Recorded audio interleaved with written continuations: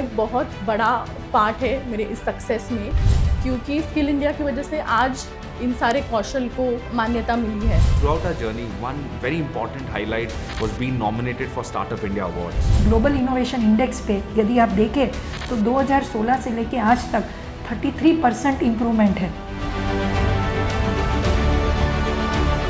Startup India अभियान आज पूरे देश में 2.5 लाख से ज्यादा रजिस्टर्ड स्टार्टअप बन गए।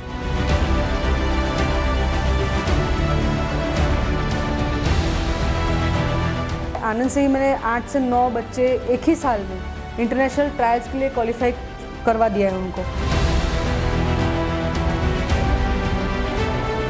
खेलो India games, university games, winter games, इन सारे विषयों में भारत अब महारत करने की दिशा में आगे बढ़ रहा है। जो अभियान था बेटी बचाओ बेटी पढ़ाओ, जो हर घर उन्होंने चिट्ठी भेजी थी, तो फिर मेरे पापा को ये लगा कि मेरी तो एक ही बेटी है। फिर उन्होंने मुझे स्कूल में भेजा, पढ़ाया।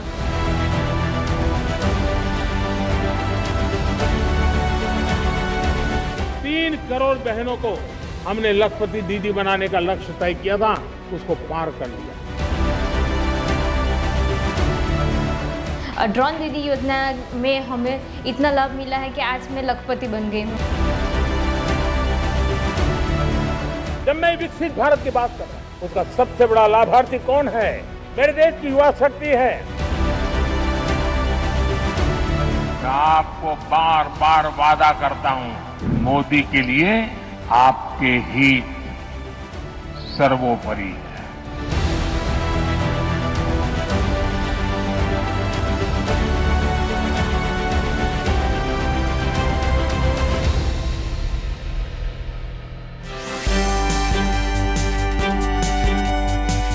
किसी ने कारोबार शुरू किया, किसी ने ओलंपिक का सपना देखा, किसी महिला ने अपने पैरों पर खड़ा होना सीखा, किसी किसान की जिंदगी बदली।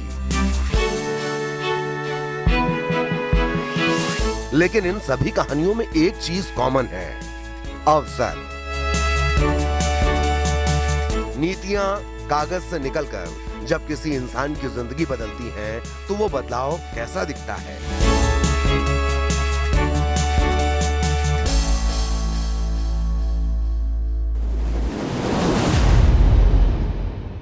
Without PM's vision, through initiatives like Startup India and Atmanirbhar Bharat, our Prime Minister has continuously championed entrepreneurship and systematically solved hurdles. He has already dropped more than 25,000 compliances, which has helped significantly in ease of doing business. With startups and MSMEs driving the economy forward, our goal of 5 trillion economy doesn't look too distant now. For example, GST Council's recent decision on removing mandatory online registration requirement for small businesses will help in their further digitization.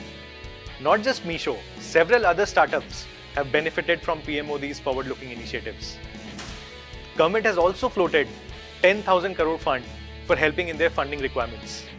About 3 years back, government dropped angel tax, which has helped a lot of young startups in being able to raise funds from angel investors. Initiatives like these are a good reflection of PM Modi's enthusiasm and passion about startups in India.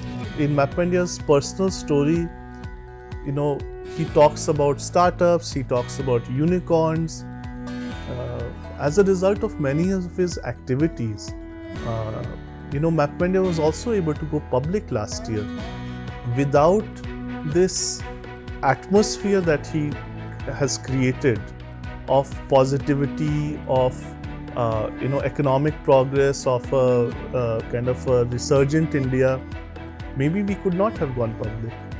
So our sincere gratitude to him, just like so many other companies who have become unicorns, who have been able to go public.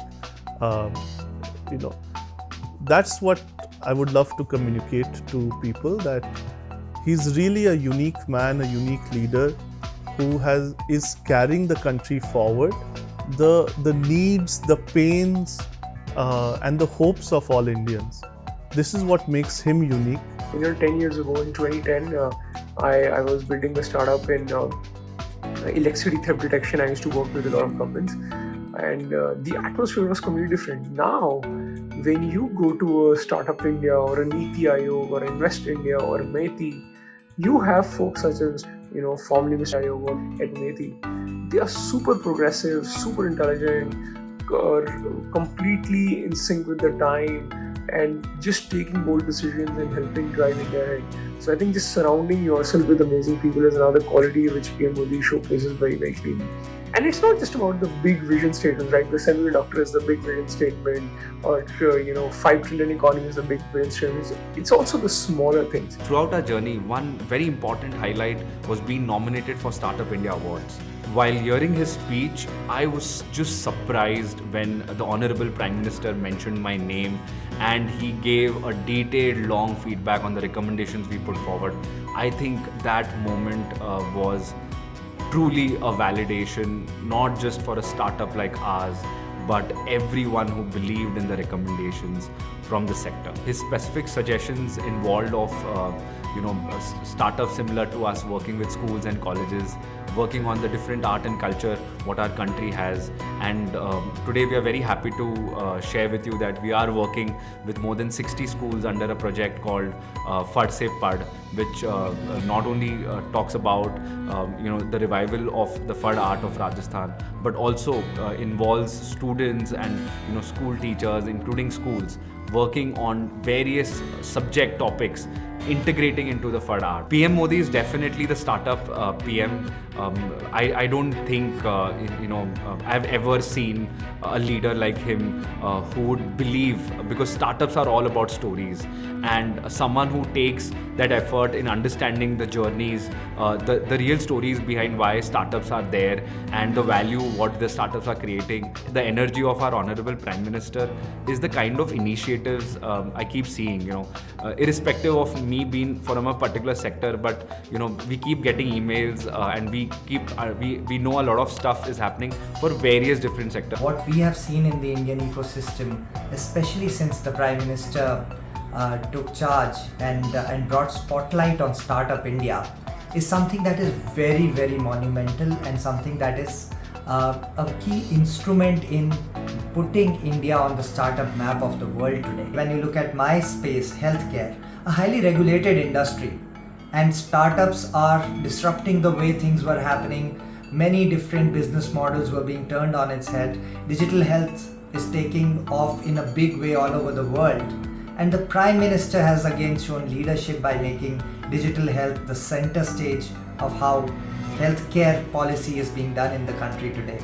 Whether it is the Ayushman Bharat Digital Health Mission, the UHI, again, or telemedicine guidelines, a lot of positive steps that have been taken to move a sector that was stuck in a way of doing things and propelling it straight away into a position where I firmly believe that if we do it right, we continue down this path, India will not just be one of the followers or participants in the global digital health ecosystem. India will define the way the global digital health ecosystem will be created, and we entrepreneurs believe we have the confidence, we have the abilities, and we have all the support that we need that will take us there. So I think the vision that the Prime Minister set out for what an entrepreneur can build. इसके अंदर में I had the opportunity to engage with Honorable Prime Minister couple of years back, 2 साल पहले, where we met to discuss about tourism and travel के अंदर में क्या opportunities हो सकती है. I got, I think, 15 minutes of time. True to the fact, meeting started 1 minute before time. Meeting went a few minutes ahead, but that 15 to 20 minutes was undivided discussion on travel and tourism. It felt to me as the Prime Minister understands and thinks about travel and tourism only, even though I know that he has probably 1,000 other things to deal with. So very deep ability to have attention and not just macro conversation, right? Generally आपको लगेगा कि if he is the Prime Minister of the world's second biggest country and the world's largest democracy, he would only be thinking 30,000 feet above. but he can have discussions which are right down at the absolute ground level. And I think this ability of having massive depth and then massive breadth, I always say looking with telescope and microscope at the same time. I think that makes our Honorable Prime Minister, I have told this a few times, he is truly a startup Prime Minister. He has many attributes of an entrepreneur, right? He thinks big in terms of impact, but before doing so, he experiments that at a small scale.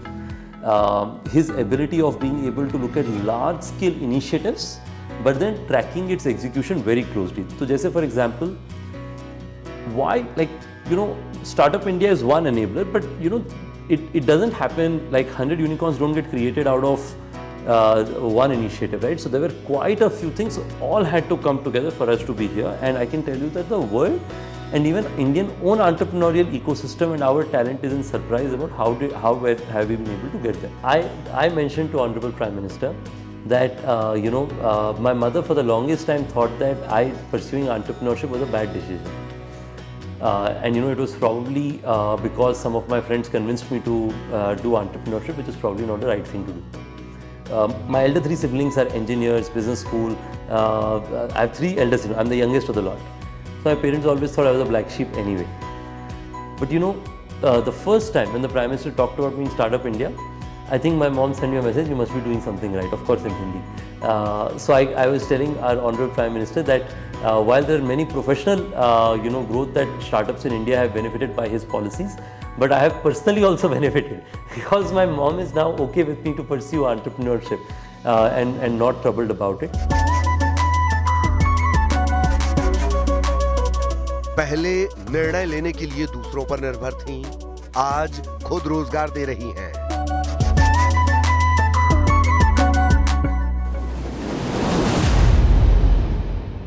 जब Vande Bharat express जो गांधीनगर से लेके मुंबई तक जाती है, उसका inauguration था, उद्घाटन था, तो उस इवेंट के लिए 30 सितंबर 2022 के दिन जब गांधीनगर से लेके अहमदाबाद के लिए ये ट्रेन का फर्स्ट रन था, उसमें मोदी जी से जो स्टार्टअप्स में विमेन एंटरप्रेन्योर्स इन्वॉल्व हैं, उन लोगों को आमंत्रित किया गया था, जिसमें से एक अचूक भी था, और अचूक को रिप्रेजेंट करते हुए मैं गई थी, और तब मोदी जी से हमारा मिलना हुआ। सबसे पहले मुझे ये ख्याल आया कि हमको क्यों बुलाया, ये बहुत बड़ा इवेंट है, और गुजरात में आप तो जानते ही हैं कि बहुत सारे उद्योगपति हैं, उनसे भी वो मिल सकते थे, उनको बुलाते तो सब दौड़ते हुए जाते।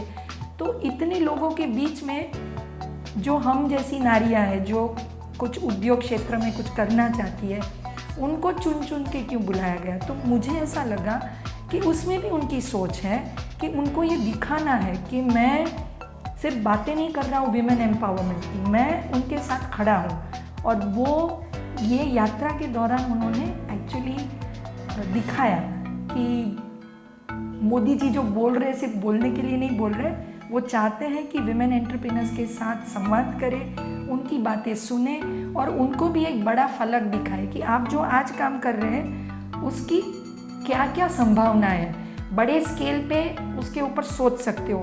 तो हमारी मोदी जी से जो बात हुई, भले 5 मिनट हुई, बट उसमें भी हम 5 विमेन एंटरप्रेन्योर्स थी, जब उनसे मिले तो उन्होंने जो बात की उससे ये एकदम बाहर आया कि नंबर 1 वो 100% उस मोमेंट में प्रेजेंट थे। मतलब हम जो जाने वाले थे शायद उनको बैकग्राउंड दिया होगा, बट वो ट्रेन जर्नी के दौरान वो इतने लोगों से मिले तो सबको तो याद नहीं रख सकते। तो जब हम मिलने गए तो हमारी बात वो सुन रहे थे और एक बात पे वो तुरंत प्रतिभाव दे रहे थे। जैसे कि मेरे साथ एक डॉक्टर थी जिनका मेडिकल स्टार्टअप था, तो उन्होंने तुरंत पूछा उनको, मोदी जी ने उनको ये पूछा कि 5G आने से आपको क्या फ़ायदा होगा, आप जो आज काम कर रहे हो वो कौन से स्केल पे जा सकते हो। दूसरी एक विमेन एंटरप्रेन्योर थी, उनका फूड स्टार्टअप था, तो मोदी जी ने उनसे ये सवाल पूछा कि आप जो काम कर रहे हो, यदि हमें जो हम मध्याह्न भोजन का कार्यक्रम करते हैं उसमें आप क्या वो लेवल पे काम कर सकते हो, आपका जो भी स्टार्टअप है। मतलब हर एक के दिमाग में उन्होंने बड़ी बात डाली कि आप जो छोटा काम आज कर रहे हो, भले आज मे बी घर के एक रूम से कर रहे हो या 5, 25, 50, 100 लोगों तक वो बात जा रही है, उसको आप बड़े पैमाने पे कैसे कर सकते हो। तो ये बात जब ये यात्रा में हम उनके साथ थी तो 1-2 मिनट में भी इमीडिएटली पता चलता है कि वो हर चीज़ में बारीकी से सोच रहे हैं हमको क्यों बुलाया, और उससे आगे हमारे दिमाग में भी बात डाल रहे हैं कि हमको आगे कैसे सोचना है। 2021 में नेशनल स्टार्टअप अवार्ड, ये भी मोदी जी का ही ब्रेन चाइल्ड था। जितने भी स्टार्टअप्स रजिस्टर्ड है वो सब उसमें पार्टिसिपेट करें और उसमें से चुन के जो बेस्ट है उनको एक रिकॉग्निशन देने के लिए 2022 में 16 जनवरी को मोदी जी खुद आए नेशनल कॉन्फ्रेंस की, जिसमें हमने भी पार्टिसिपेट किया क्योंकि हम फाइनलिस्ट थे। बड़ी बात ये थी कि उन्होंने वो कार्यक्रम वहाँ पे ख़त्म नहीं किया कि सबको अवार्ड दे दिया और घोषित कर दिया। उन्होंने एक और चुनौती रखी कि आपने अपने क्षेत्र में प्रॉब्लम आइडेंटिफाई किया और उसका सॉल्यूशन दिया, अब आप नेशनल लेवल पे इसको कैसे इम्प्लीमेंट किया जाए उसका सुझाव दीजिए। और वो सुझाव उन्होंने खुद सुने हमसे और ये हमें भरोसा दिया कि जो भी सुझाव हम दे रहे हैं वो नेशनल लेवल पे इम्प्लीमेंट करने का काम वो खुद करेंगे। तो मोदी जी ने इतना प्रोत्साहित किया हमको उस दिन। उसके बाद उन्होंने हमें ये भी बताया कि हम इंडिया के प्रॉब्लम्स तो सॉल्व कर ही रहे हैं, बट हमारी जो ताकत है, जो हमारी शक्ति है, उससे हम ग्लोबल लेवल पे भी प्रॉब्लम सॉल्व कर सकते हैं और उसकी तरफ सोच बढ़ाएं कि हम यहाँ तो भागीदारी कर ही रहे हैं बट हम वहाँ पे भी कैसे करें। तो मैं आपको ये बात बता दूं कि ग्लोबल इनोवेशन इंडेक्स पे यदि आप देखें तो 2016 से लेके आज तक 33% इम्प्रूवमेंट है। तो ये है उनका कंट्रीब्यूशन मोदी जी का कि आपको एक रास्ता दिखाते हैं कि आप कैसे अपने लेवल पे, अपने गांव, अपने देश और फिर ग्लोबली कैसे आप इम्पैक्ट कर सकते हो। और सबसे बड़ी बात उन्होंने ये की हमारे जैसे स्टार्टअप्स के लिए कि 16 जनवरी को उन्होंने नेशनल स्टार्टअप डे घोषित किया। मतलब हर साल ये डे को एक स्टार्टअप डे के तौर पे सेलिब्रेट किया जाएगा। तो इतना इम्पोर्टेंस दिया है उन्होंने स्टार्टअप्स को। जो चाय पे चर्चा उन्होंने आयोजित किया पहला, ज़्यादातर उस वक्त के जो राजनीतिक लीडर्स थे वो लोक संपर्क के पुराने तौर तरीके अपनाते थे कि भाई गांव-गांव जाना है, लोगों को भेजना है, बड़ी-बड़ी सभाएं संबोधित करनी है। चाय पे चर्चा जो कार्यक्रम मोदी जी ने आयोजित किया वो मुझे लगता है नई टेक्नोलॉजी को यूज़ करते हुए एक बहुत ही जो नए तरीके का संपर्क आयोजन था वो उस वक्त हुआ। आई थिंक पहली बार वो हुआ था कि एक साथ 1500-2000 लोगों से उन्होंने संपर्क किया और बातचीत की।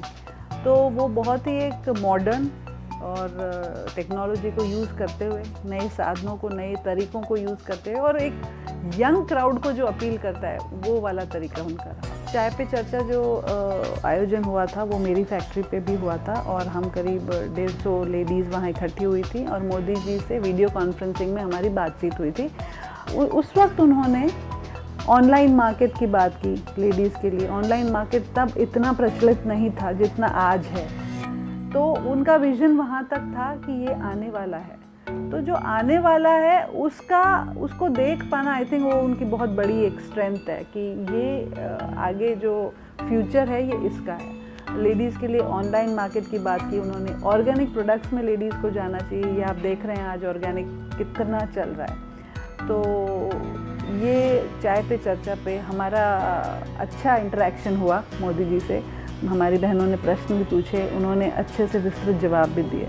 मैंने डिसाइड किया कि मैं पर्सनल ग्रूमिंग का अपना एक कोर्स करूँगी, तो मैंने कॉस्मेटोलॉजी कोर्स के लिए एनरोल कर लिया और उसी दौरान वर्ल्ड स्किल्स का कंपटीशन आया। सो ये एक इंटरनेशनल ओलंपिक्स होता है स्किल्स में और अपना हुनर दिखाते हैं और it's like a very big platform. जैसे आपने स्पोर्ट्स में ओलंपिक्स के बारे में सुना होता है, ये सेम होता है बट ये सिर्फ एक डिफरेंस है कि ये होता है कौशल में। और मैंने बोला चलो क्यों नहीं ट्राई कर लेते हैं। तो मैंने एनरोल किया। ब्यूटी थेरेपी के लिए मैंने रिप्रेजेंट किया इंडिया को। उस दौरान मुझे स्किल इंडिया के बारे में पता चला। स्किल इंडिया ने अगर मैं आपको बताऊँ, स्किल इंडिया का एक बहुत बड़ा पार्ट है मेरे इस सक्सेस में, क्योंकि स्किल इंडिया की वजह से आज इन सारे कौशल को मान्यता मिली है। स्किल इंडिया की बदौलत मुझे इंडिया के सारे बेस्ट ट्रेनर्स के साथ ट्रेनिंग मिली अगर मैं आपको बताऊँ तो शायद अगर मैं खुद से ये सारी ट्रेनिंग्स करने जाती तो मुझे इस चीज़ का नॉलेज ही नहीं था इनफैक्ट, क्योंकि मेरी उम्र इतनी कम थी। So I think I am really grateful to skill India कि उन्होंने मुझे ये प्लेटफॉर्म दिया इतना बड़ा, जिसकी वजह से मुझे पता चला कि हुनर की क्या कीमत है। That was the first time जब इंडिया ने इंटरनेशनल प्लेटफॉर्म पे एक गोल्ड मेडल जीता किसी स्किल में, and that's why Modi ji ने मुझे बुलाया और मैं स्टेज पे गई। मैंने उनको थैंक यू बोला, मैंने बोला आपकी वजह से मैं यहाँ पे हूँ और ये जो पूरा मान सम्मान मिल रहा है क्योंकि आपने स्किल इंडिया लाया। तो उन्होंने मुझे बस ये एक चीज़ बोला, बेटा तुम करोड़ों की आबादी से चुन के अपना देश का झंडा वहाँ पे फैला के आए हो, तो तुमने बहुत बड़ा काम किया है, मैं तुमको थैंक यू बोल रहा हूँ। आई थिंक उनके वो वर्ड्स थे जिसकी वजह से मैं फिर एक बार इंटरनेशनल प्लेटफॉर्म पे गई, फिर मैंने एक बार परफॉर्म किया और वो मेडल लेके मैं वापस आई। ये क्या तो ब्यूटी पार्लर वाली है, ये क्या ये तो वेल्डर है, ये इस तरीके से लोग बात करते हैं। बट आज people call it with respect, ये कॉस्मेटोलॉजिस्ट है, ये शेफ़ है, ये पेटिसरी शेफ़ है, यू नो। तो वो एक जो फ़र्क था ना कि यहाँ से यहाँ पे पहुँचा दिया कौशल ने। I think it is all because of our prime minister Modi ji. खेल में देश का नाम रोशन करने वाली की कहानी भी कोई कम दिलचस्प नहीं। सपना देखा और साकार कैसे हुआ, ये सुने उनकी जुबानी।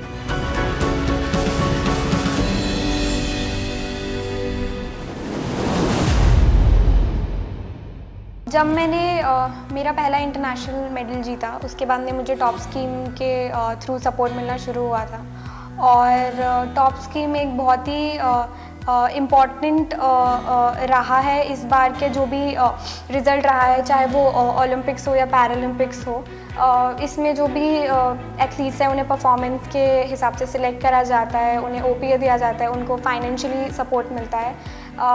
इनफैक्ट कोई भी चीज़ का सपोर्ट हो, चाहे आपको मेडिकल वे में चाहिए और किसी भी, वो लोग हमेशा एक 1 कॉल अवे रहते हैं। और जब भी कोविड का टाइम चल रहा था और सब कुछ लॉकडाउन में था, सारी रेंजेस सब कुछ क्लोज था, तभी उन्होंने मुझे एक डिजिटल टारगेट सेटअप मेरे घर में इंस्टॉल करवाने में हेल्प करी।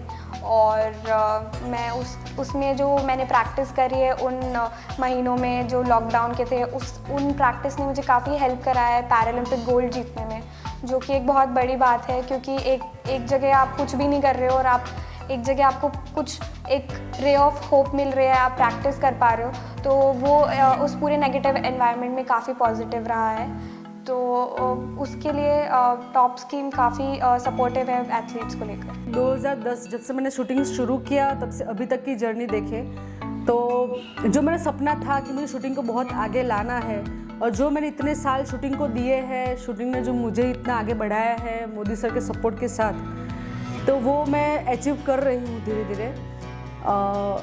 जो स्टार्टिंग से बहुत स्ट्रगल था लाइफ में, और जो राइफ़ल मेरा सबसे पहले मोदी सर ने गिफ्ट किया, दूसरा राइफ़ल भी मोदी सर ने गिफ्ट किया।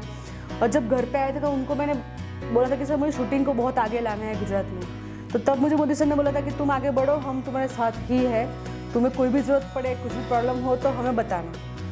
तो वो उस सपोर्ट के साथ, अगर उस समय को लेकर आज तक अगर आप कंपैरिजन करें, तो मैंने मेरा खुद का एकेडमी बनाया है। और उसमें ऐसा है कि जो भी मुझे गवर्नमेंट की तरफ से कैश अवार्ड मिला, जो भी मिला, मैंने उसमें इन्वेस्ट किया। क्योंकि आनंद से या फिर जो ये एरिया है उसमें बहुत कम शूटिंग में थे, बहुत ही 1-2 लोग ही होंगे उस टाइम शूटिंग में। तो मोदी सर के सपोर्ट के साथ एकेडमी स्टार्ट हुआ मेरा। और जो अभी आप देखेंगे तो आनंद से ही, मेरे जो सिटी है आनंद से ही, मैंने 8 से 9 बच्चे एक ही साल में इंटरनेशनल ट्रायल्स के लिए क्वालिफाई हो जाए या अभी जा रहे हैं पार्टिसिपेट करने, वहाँ तक मैंने क्वालिफाई करवा दिया है उनको। मतलब वो इतने कैपेबल हो चुके हैं कि भी इंटरनेशनल के ट्रायल्स के लिए वो क्वालिफाई हो चुके हैं। तो ये था कि वो विज़न, मोदी सर के विज़न के साथ जो उनका विज़न था, और हम जैसे स्पोर्ट्स पर्सन की जो लाइफ है और उनका जो स्ट्रगल है, उनका जो भी मेहनत है, वो मोदी सर के विज़न के साथ साथ चलते चलता 2010 से लेके अभी तक, वो एक आप बोलेंगे तो साथ साथ चलते चलते मैं भी यहाँ तक पहुँच गई हूँ कि मैं एक राइफ़ल नहीं था, उसकी जगह आज मैं एक एकेडमी भी चला रही हूँ। और साथ साथ में बहुत सारे बच्चों को जो आगे आए हैं अभी, और भी आगे आएंगे, और जो स्पोर्ट्स का कोई विज़न नहीं था, वो अभी एक है कि हाँ अभी आ चुका है, वो विज़न आ चुका है कि पहले जो था कि नहीं स्पोर्ट्स में क्या होगा, कुछ नहीं होता है, या गुजराती को स्पेशली देख के बोलेंगे हाँ ये दाल भात खाने वाले हैं। टोक्यो ओलंपिक के पहले जो हमने एक्सीडेंट हुआ, हमको कितना मुश्किल से हमने ट्रेनिंग किया। जब लॉकडाउन हुई थी काफ़ी मुश्किल हुई थी कि हम कैसे ट्रेनिंग करें, हम ओलंपिक भी आ रही है तो हम कैसे मैनेज करें वो सब। पर हमने सरकार को हमने रिक्वेस्ट किया था कि मुझे यूएसए जाके ट्रेनिंग करना चाहती हूँ, इस बार ओलंपिक में मेडल लेने के लिए मैं ट्रेनिंग अच्छे से करना चाहती हूँ। वो सब रिक्वेस्ट किया हमारी फेडरेशन की तरफ से और टॉप्स की तरफ से। तो एकदम से हमने एक दिन में हमारी प्रधानमंत्री जी सर ने हमको एक दिन में ही उन्होंने एक्सेप्ट करके हमको यूएसए भेजा था ओलंपिक की प्रिपरेशन करने के लिए। इसके बाद मैं अच्छे से ट्रेनिंग किया और ओलंपिक में पहला दिन ही मैंने मेडल लेके इंडिया के नाम को ऊपर किया। मुझे बहुत ही अच्छा लगा कि मैं ओलंपिक जाके इंडिया के लिए कुछ करने का मौका मिला। और इसके बाद जब मैंने मेडल लिया था तो सबसे पहले हमारी प्राइम मिनिस्टर सर जी ने मुझे कंग्रेचुलेशन दिया। तो ये मेरे लिए बहुत ही अच्छा अचीव है। उनकी हर प्लेयर्स की सपने होते हैं ओलंपिक में जाके मेडल लेना और ऐसे ही सपोर्ट मिलना। तो मेरा उसी दिन ही सर ने मुझे कंग्रेचुलेशन बोला तो मुझे बहुत अच्छा लगा। सर हर टाइम हमारी और सारी प्लेयर्स के लिए सपोर्ट करते रहते हैं। ओलंपिक से पहले भी हम सब जिनको हम बात करते हैं, इंटरेस्ट देते रहते हैं कि हमारे जो कमी होते हैं वो सब कैसे इम्प्रूव करें। तो ये प्लेयर्स के लिए बहुत ही अच्छा है और सर ने हमको बहुत ही प्यार दिया है। हर टाइम हमको क्या कमी है क्या नहीं वो सब पूछते रहते हैं। तो ये हम प्लेयर्स के लिए बहुत ही अच्छा है। तो ऐसे ही सर हम प्लेयर्स को सपोर्ट देते रहेंगे तो हम इंडिया के लिए इंडिया के नाम को हम ज़रूर ऊपर करते रहेंगे। 2007 में मैं जब नेशनल गेम्स में गोल्ड मेडल जीत के आई, अब उस साल वो गुजरात के लिए एकमात्र गोल्ड मेडल था जिसकी वजह से गुजरात के रैंकिंग में भी काफ़ी ड्रास्टिक चेंज आया था और हम लोग काफ़ी अच्छे रैंकिंग पे पहुंच गए थे। तो उस एक मेडल के चलते मेरा नाम बहुत ही जल्दी पूरी मिनिस्ट्री में फैल गया कि भाई ऐसा एक लड़की जीत के आई है और जिसकी वजह से गुजरात के रैंकिंग में इतना ड्रास्टिक चेंज आया है। तो जब मैं वापस आई मुझे मार्च 2007 7 मार्च 2007 के दिन मोदी जी सर ने ऑफिस में मिलने के लिए बुलाया। उन्होंने थोड़ा बहुत मेरे बारे में पूछ के रखा था कि भाई ये तो स्विमर थी, अब ये इस गेम में कैसे पहुंच गई। फिर उन्होंने जब वहाँ पे मेरे साथ मीटिंग की तो मोदी जी ने मुझसे पूछा कि अच्छा आप इस गेम में कैसे आए। तो मैंने उनको बताया कि मैं 2006 नवंबर जो 4 महीने पहले ऐसे भोपाल गई थी नेशनल खेलने के लिए और वहाँ एक्वाथलॉन में गोल्ड मेडल आया। ट्रायथलॉन का इवेंट नेक्स्ट डे था तो उन्होंने मेरे को वाइल्ड कार्ड एंट्री दी, मेरे फेडरेशन के जो ऑफिशियल्स थे उन्होंने, और उस हिसाब से मैं ट्रायथलॉन की गेम पहली बार वहाँ पे खेली। मेरे पास साइकिल नहीं थी तो वहाँ जो लेबर थे जिन्होंने मंडप बांधा था उनकी साइकिल लेके मैंने ये कंपटीशन में पार्ट लिया और वहाँ मेरा गोल्ड मेडल आया। उसके बेस पे मुझे ये नेशनल गेम्स में सिलेक्शन मिला। लेकिन हमारे घर का फाइनेंशियल बैकग्राउंड इतना स्ट्रॉन्ग है नहीं और हम साइकिल अफोर्ड नहीं कर सकते। तो मैंने जो 8000 की नॉमिनल यहाँ पे जो साइकिल मिलती है उस पर ट्रेनिंग किया और वही लेके वहाँ पर गई। अब बाकी सबके पास रेसिंग साइकिल थी 1.5-2 लाख की जो कि एक्चुअल में इंटरनेशनल स्टैंडर्ड के हिसाब से यूज़ की जाती है। उनके सामने मैं इस साइकिल पे कम्पीट करके इस हिसाब से मेरा गोल्ड मेडल आया है। तो बड़े खुश हो गए। मोदी जी ने उस वक्त मुझे कहा कि ये तो बड़ी खुशी की बात है कि ना एक प्रॉपर इक्विपमेंट ना प्रॉपर इतना गाइडेंस या कुछ, और फिर भी हमारे गुजरात की लड़की इतना अच्छा परफॉर्म करके आई है, अपना देश भर में अपना नाम करके आई है, तो ये तो बड़ी अच्छी बात है। तो उन्होंने पूछा कि अच्छा, तो जब उन्होंने बाद में मुझसे पूछा मोदी जी ने कि आपको किस हिसाब का रिक्वायरमेंट होता है, किस हिसाब की साइकिल इंटरनेशनली यूज़ की जाती है, कि क्या इक्विपमेंट प्रॉपर होते हैं इस गेम के लिए। तो मैंने मोदी जी को बताया कि भाई ये इतना रिक्वायरमेंट होता है, और उन्होंने कॉस्टिंग के बारे में पूछा तो मैंने उनको बताया कि 1.5 से 2 लाख के आसपास का साइकिल आता है, लेकिन हमारा फाइनेंशियल बैकग्राउंड इतना है नहीं, तो मैं नहीं सोच रही कि इस गेम में मैं आगे जा पाऊंगी, मैं शायद वापस स्विमर ही कंटिन्यू करूँगी एज ए स्विमर। तो बस मोदी जी ने उस दिन ये इतनी बातें सुन ली। नेक्स्ट डे मेरा पूरे स्टेडियम के सामने गांधीनगर में 1 मार्च को वुमेंस डे में मुझे स्पीच देना था, पूरे मिनिस्ट्री सारे एथलीट्स के सामने मैंने वहाँ पे अपना स्पीच दिया। और जैसे ही मैं वहाँ स्टेज से उतर रही थी और मोदी सर का स्पीच का जब वक्त हुआ, तो उन्होंने उसी स्पीच में मेरी स्टोरी भी बताई कि भाई ये ऐसी लड़की है जिसके पास कुछ ना होने के बावजूद उसने इतना मेहनत किया और अपने मतलब विल पावर की वजह से वो यहाँ तक जीत के आई है, तो ये बड़ी खुशी की बात है। और उसी दिन उन्होंने 2 लाख रुपए सेंक्शन कर दिए, डिक्लेयर कर दिए कि भाई गवर्नमेंट की तरफ से इस बच्ची को हम 2 लाख रुपए देंगे ताकि वो एक प्रॉपर इक्विपमेंट अपना खरीद सके और आगे बढ़ सके। तो वो एक बड़ी खुशी की और बहुत यादगार इंसिडेंट था मेरे लिए, और देखा जाए तो मेरे करियर में एक किक स्टार्ट मिल गया, वरना मैं शायद ट्राइथन कभी परस्यू नहीं करती।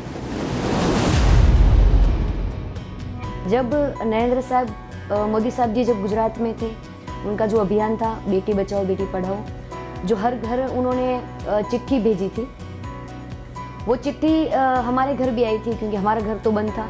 तो फिर पास वालों ने पापा को दी कि भाई ये चिट्ठी आई है, तो पापा तो अनपढ़ थे, उनको तो पता नहीं था कौन सी चिट्ठी है।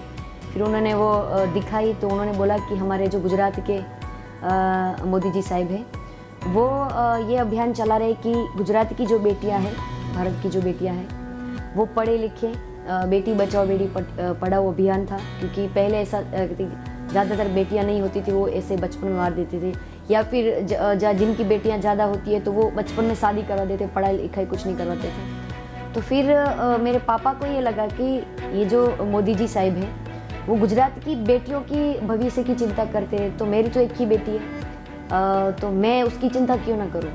तो फिर उन्होंने सोचा कि मैं पढ़ा लिखा नहीं हूँ, मेरी मम्मी नहीं लिखी है, पढ़ी लिखी है, क्योंकि उनको जो दिक्कत हो रही थी उनके लिए लाइफ में, क्योंकि वो अनपढ़ थे, क्योंकि वो चिट्ठी भी उन्होंने किसी और से पढ़वाई और सुनी।